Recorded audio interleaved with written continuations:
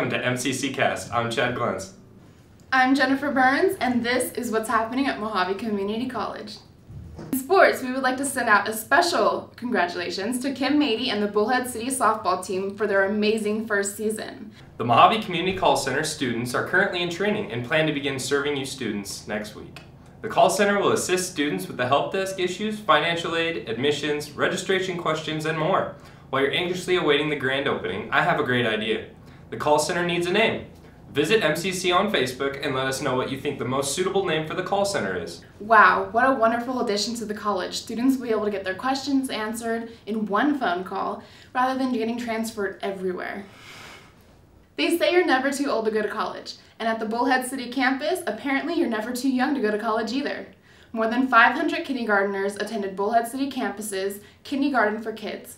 The kindergartners were even given 90-minute tours of the campus, including visits to the dental hygiene, nursing, and science labs, as well as the automotive, computer technology, and culinary programs at the art department and the campus library. Each program area had presenters explaining why the college was so important to the particular careers, and the culinary department even offered the children juice and cookies.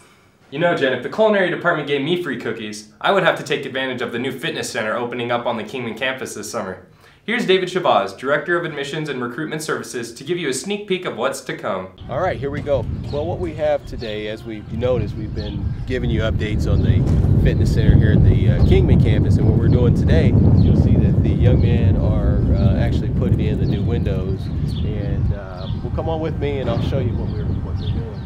See the work that they're doing right here. They're taking the windows out right now. Just put a new front door on as well. And we're going to go inside real quick, take a quick peek.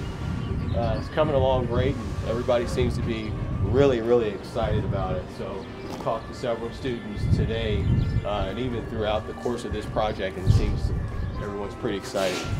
Let's take a quick peek inside. Watch your step there. So this is the actual area where all of the equipment is going to be, where students will be able to work out. And you can see this is where they're going to put the glass in, where you can see out, but no one can actually see in, which is actually a pretty good thing. So up here you'll see is where the monitors will go. So as you're working out, you can actually watch CNN or ESPN or whatever you decide that you want to watch, and then the messaging monitoring system as well is going to be in here as well. Right up front here is where the treadmills and the elliptical machines are going to be facing the wall with some mirrors up against the wall there. So you get an opportunity to see that as well. Watch your step, we're going to go this way. Now what's over here,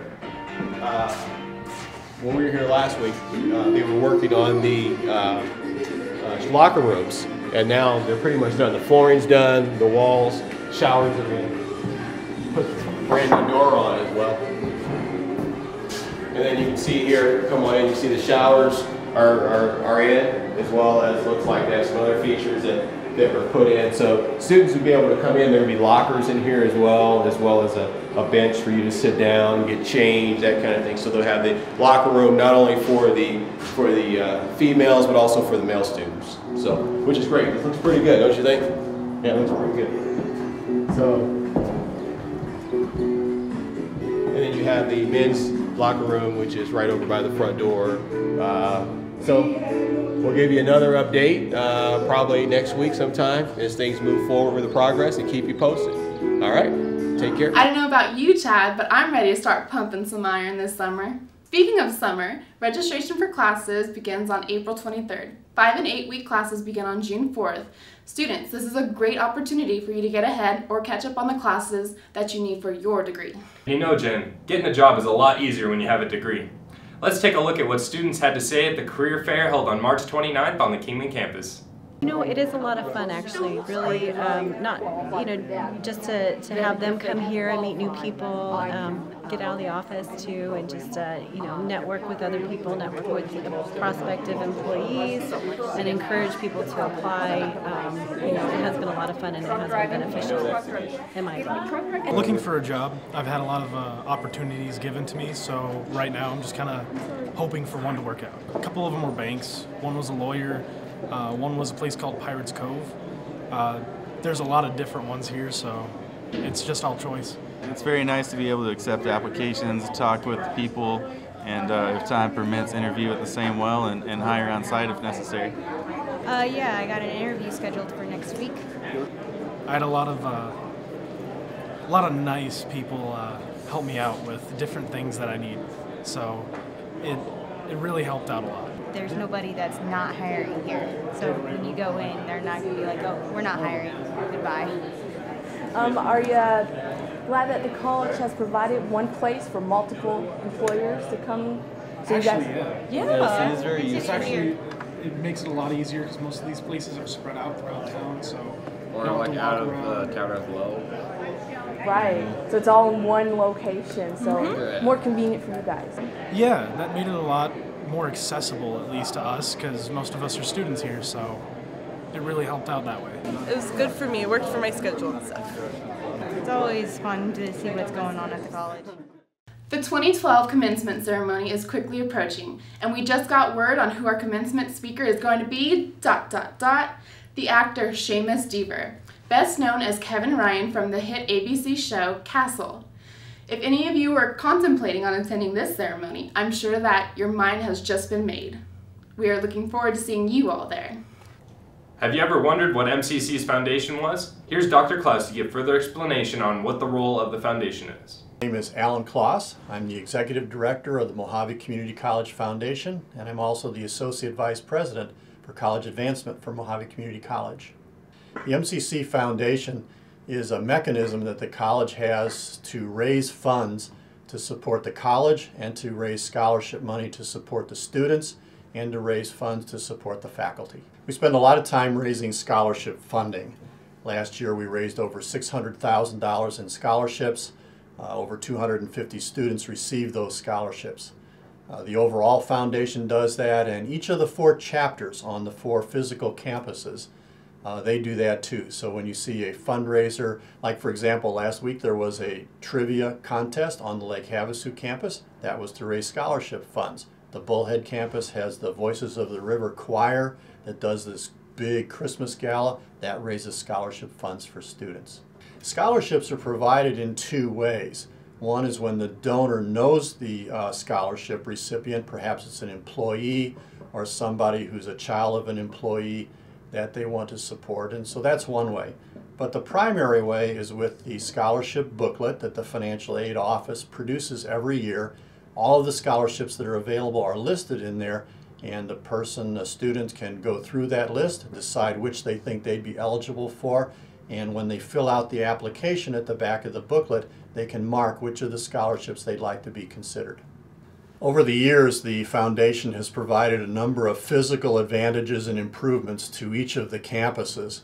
On the North Campus, there's a wonderful park-like setting in the middle of the campus that was provided in donations by the foundation, by that chapter.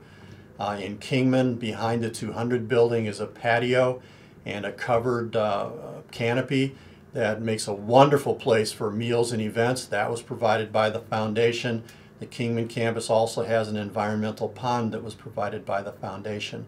On the Bullhead City campus, the palm trees that line the entrance, the signboard out in front, the historic trail, the nature trail, that was provided by the foundation. On the Lake Havasu campus, the 2-story classroom was provided. If a person has some cash that they'd like to donate, or maybe they have something that they don't need anymore, like a car or a boat or some camera equipment, things that the college might be interested in, you can call our office at 928-692-3085 and let us know what you have in mind, and we'll be happy to consider it. To conclude our newscast, we would like to thank the Arizona Game and Fish Department for helping the Science Club extract the goldfish from the science pond on the Kingman campus. So what we're doing is we're seining for goldfish at the MCC pond. The idea here is that in our pond, Fish and Game have put some native fish in here, some longfin dace. Also, I believe some suckers that are also in here as well. And so what we're trying to do is we're trying to get rid of these pest fish that someone has thrown in here, these goldfish, because they're taking away the food and resources of these native fish. So we're trying to get rid of the competitors of the native fish. So we have lots of goldfish in here, which we don't want because we want to only have native species of fish, which we can then nurture here and grow, and then later on hopefully reintroduce into the wild. To do the seining, we have two people holding either end of the net. There are weights at the bottom of the net and floats at the top. And so what happens is the bottom of the net drags along the bottom of the pond, the floats stay at the top, and any fish that are in the way kind of get trapped in the net as we pull it along. We just kind of, we're almost like herding them rather than trapping them. We kind of herd the fish into one little area.